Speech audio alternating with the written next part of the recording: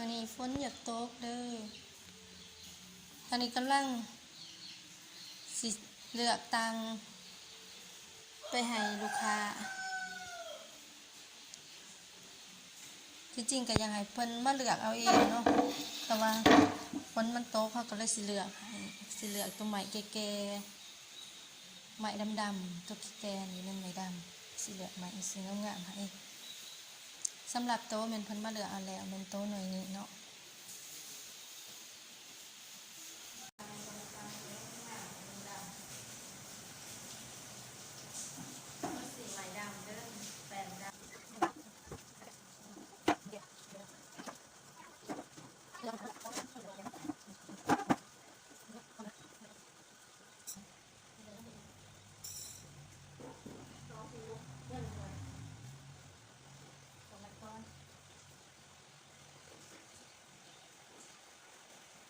หลังจากเลือกนะคะเสียงเบิ่งเนาะ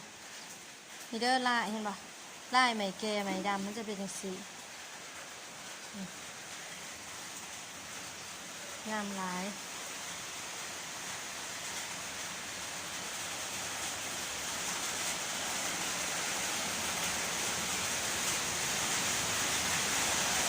นี่หน่วยหนึ่งไหมยาคอนจะออกสีเหลืองๆแบบนี้ถ้าว่าเป็นไหมแก่เป็นแบบนี้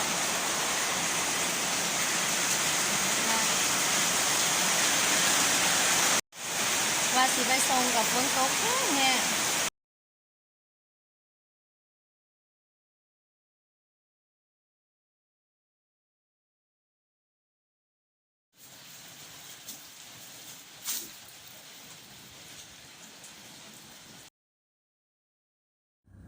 ความโหดของท่านี่บ่ความโหดของท่าเมื่อนั่งนี่บ่นี่ไก่ๆสิฮอดแล้วเพื่อนลูกค้าหนทางพิสูจน์รถเด้อนี่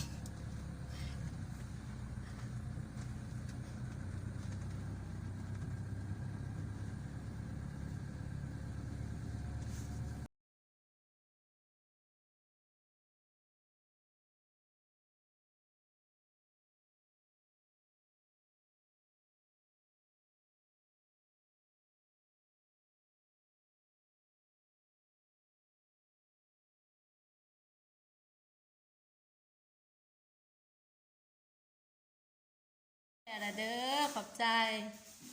งามหลายโตตัง